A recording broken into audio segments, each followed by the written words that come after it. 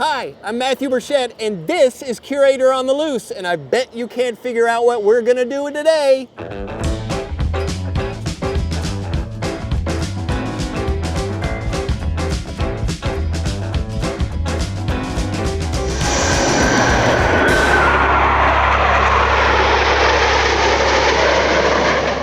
In 1946, World War II naval hero and Chief of Naval Operations, Admiral Chester Nimitz, had a vision.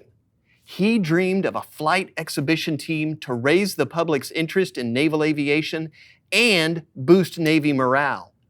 The Navy Flight Exhibition Team performed its first flight demonstration on June 15, 1946, at their home base at NAS Jacksonville, flying Grumman F-6, F-5 Hellcats. By August, the Blues had traded their Hellcats for the more modern and powerful Grumman F-8F Bearcat. While flying the Bearcat, flight leader Lieutenant Commander Robert Clark introduced the now famous Diamond Formation, which also led to two new maneuvers, the Diamond Loop and the Diamond Barrel Roll, which are still performed today. In late 1948, the Blues moved to NAS Corpus Christi, Texas, and in 1949, they rolled out the Grumman F9F2 Panther. It was the team's first jet. During the 1950s, the Blues refined their demonstration with aerobatic maneuvers in the F9F Cougar and the F11F Tiger. The Blues flew the Tiger until 1969, when they replaced the aging jet with the ultra-modern F4 Phantom, the team's only two-seat aircraft regularly flown in shows. In 1974, they transitioned to the A4 Skyhawk, a smaller and lighter aircraft with a tighter turning radius, which allowed the team to stage a more dynamic performance. In 1986, the Blues celebrated their 40th anniversary by unveiling the Boeing FA-18 Hornet. After 34 years with the Hornet, in 2021, they made the jump to the Super Hornet as they celebrated their 75th anniversary. Here's to another 75 years. So you have to admit, the Blue Angels are amazing. Those F-18s are so cool to watch. But guess what? F-18s break. You gotta repair stuff. You gotta maintain stuff to that Blue Angels level of excellence. So, how do you get all the parts from here to there? You do it with Bert.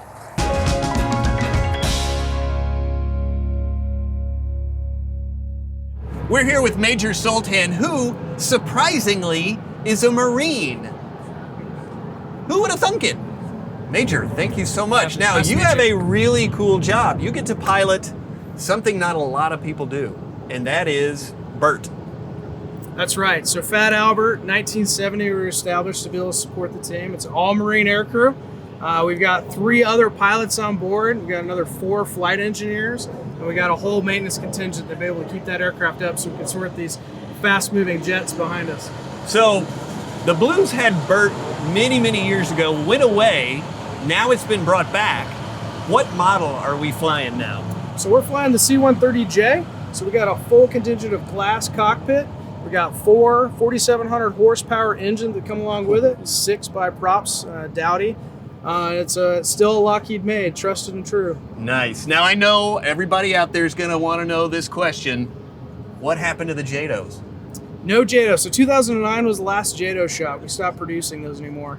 And fortunately, the new J model actually produces more thrust than any of those JATOs will be able to give us. So you're going to see the same profile from the J model, just without the JATO rockets. No kidding. You know what? I think that's even cooler. It's pretty cool. Just pure prop power. That's it. All aerodynamics. Very nice. Yeah. All right, so tell us a little bit about yourself. I mean, how did you get into the Marine Corps? And then how do you get onto the Blues? It can't be easy. It's definitely a challenge through and through, but I started out just over the mountains here, Central Washington University. Nice. I was a graduate there through the flight program. Applied for the Marine Corps, was able to qualify for an aviation slot, did all the normal training all the way like a lot of these Navy flyers do, and then served quite a few years out in the Pacific and then also on the East Coast. and then applied last spring, and then they selected me, and I was able to join the team in September.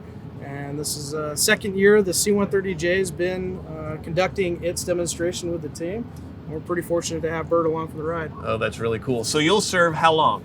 So it'll be a 3-year tour. So my last year will be 2024. And then you go right back into your old slot and That's correct. just keep on. That's right. So I'm an instructor pilot, came from the fleet, and just like everybody else here, we go back to the fleet. So we serve short 2 to 3 years, and then right back we go back to wearing those green and flying those gray aircraft. So adding a little bit of color to your life. All right, That's right. tell me, what is the best thing about Bert? Best thing about Bert, I gotta say the paint job's pretty cool, but honestly, it takes us to some pretty awesome places. We get to meet some interesting people, and I think without that happening, the uniqueness of the Blue Angel team is the fact that Bert is able to support any of those logistical missions at a moment's notice. So if an aircraft were to go down and need a part, Bert would man up and we would go get a part wherever it's located in the U.S. Wow. The East Coast or West Coast, go get that, bring it back. And these maintainers you see out here from the fleet would get that aircraft up and ready for the show the next day. That's awesome. Man, you guys are great. We're really excited to have you back. It has been a long couple of years. Sure. Well, thank you, Major. Pleasure. Thank you so much. Now, you brought somebody along with you because we want to get a different kind of take on the Blues. You brought what you guys call a maintainer. Sure did. Can we kind of talk to him? Yeah, why don't we bring him on over here? Awesome. We'll start riding. Local boy as well. Sir. Staff Sergeant, how are you? Doing well, sir. How are you? I'm great. So tell me a little bit about yourself. How'd you get into this job? Is this something that you're like, I might go out for the Blues, or were you just like, gotta do it? That's a great question, sir. So for the Marines, we actually do a different little process than what the sailors would do to get on team. The sailors come out, see if they enjoy the process of being a Blue Angel, and then they actually apply. When I was hired on team about 3 years ago, is actually who I knew. So a Marine was leaving the team. He remembered me from Japan, actually. We were stationed together, and he asked if I wanted the opportunity, and I said, absolutely, I do want the opportunity. That's a good friend. Yeah, no kidding, yes, sir. So that's changed now. The Marines do apply just like the Navy does as well. So they'll come out and do the exact same process as the Navy, and then they will be hired that way. So my lucky days are over, unfortunately, but I was definitely very lucky to get this opportunity. That's great. How long have you been with the team now? I actually got 4 years, so this will be my last year. Bittersweet for sure. Yeah, I no love kidding. my opportunity, but it's just like Major was saying, it's time to go back. Yeah. So- Now, where will you head back to? So in the Marine Corps, we actually fly, we call them Legacy Hornets, so Alpha through Deltas. Right. We don't have the Echoes and Foxtrots, not the Super Hornets. So I can either go to Beaufort, I can go to Miramar, down in San Oh, Diego. yeah. And those are basically my choices for those aircraft. Now, tell me a little bit about the Super Hornet. Absolutely. What sets it apart from what you call the Legacy Hornets? So a lot of things from the Legacy Hornets to the Super Hornet, it's just a newer aircraft. So your avionics are going to be upgraded. It's hard to tell now, but if you're sitting next to a Alpha through Delta to the Echo and Foxtrots, these are just a much larger aircraft. Really is. They are substantial, are about 33% larger. Wow. So they're a much larger aircraft. So they can just go further, they can carry more. There's more versatile in those aspects. And I'm assuming it's also got a better performance envelope. Absolutely, all those stuff. things. It's just a better aircraft in very, very many aspects of aviation. So, Staff Sergeant, Yes. what I would love, can you give us a walk around of the aircraft? I would love to do that. And what I'd like to do for you guys, since we are limited time, I'll show you the big things that are different from a Blue Angel Hornet to maybe a fleet aircraft. Oh, perfect. So in the front here, start off from the beginning, a fleet aircraft would obviously have a gun in the front. Right. We use the smoke oil. So instead of the gun, there's actually a big smoke oil tank in the front of the nose. Oh, nice. Yeah, so obviously the smoke comes out the back, so it's plumbed all the way from the front, and it's pumped through the back, and it comes out the exhaust. Oh, no kidding. So yeah, believe it or not, it's a lot of engineering. It works basically flawlessly most of the time for us. So the neat thing about this is when the aircraft go into afterburners, it's actually so warm, it just vaporizes that oil. So anytime you see the smoke, they're in a non-afterburner configuration. So Okay. if they're taking off and you see that smoke disappear, like where'd the smoke go? They're still pumping it, it's just so high it burns it right up. So I think that's kind of cool. And we also do inverted flight a lot more than a normal aircraft would do.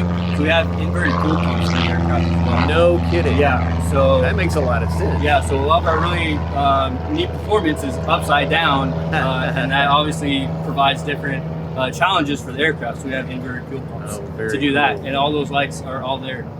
Believe it or not, there's actually a stopwatch on the heads-up display on the HUD for the display or for the demonstration. A lot of it is based on timing. So no kidding, they use a stopwatch to know when they got to do all that stuff. So that's pretty cool, and that's the part of the cockpit. So that's basically the cool stuff up front. Obviously, we're a blue aircraft. That's substantially different than the gray that you're going to see.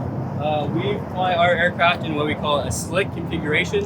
So obviously no pylons, no drop tanks, anything like that. It just helps with the overall performance of the aircraft. So that's how we fly.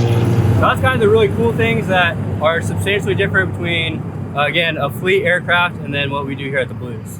That's awesome. So I got one question for you. When you guys rolled up, all the maintainers, did their thing, and then somebody ran and jumped right into the engine. They do. What is that for? So that's a great question. Obviously, because we're jet engines, they're taking a lot of air into those intakes. So what we do after every flight is they actually go in there, verify that none of the first stage blades on the motor have been chipped, that no rocks have gone in there, no sort of debris, and they're just verifying all that stuff. Okay, that makes sense. Yeah. Man, you think we're in an airport right now. So much traffic. Yeah, all the time. Well, Staff Sergeant, thank you so much. We don't want to take up too much of your time. I know we're very limited, so thank you so much. This is awesome. Very good to have you. All right, how cool is this, people? It's like up close and personal with the Blues. You don't get that very often. How cool was that? Thank you to Seafair for giving us such unfettered access to the Blues. Not everybody gets to do that, and I am super excited that we got to bring it to you, our amazing viewers. And if you follow us and get your friends to follow us, maybe we can get a ride in the back seat next year. That would be cool. All right, thank you so much for tuning in. Keep tuning in because, again, you never know what we're going to do next because this is Curator on the Loose.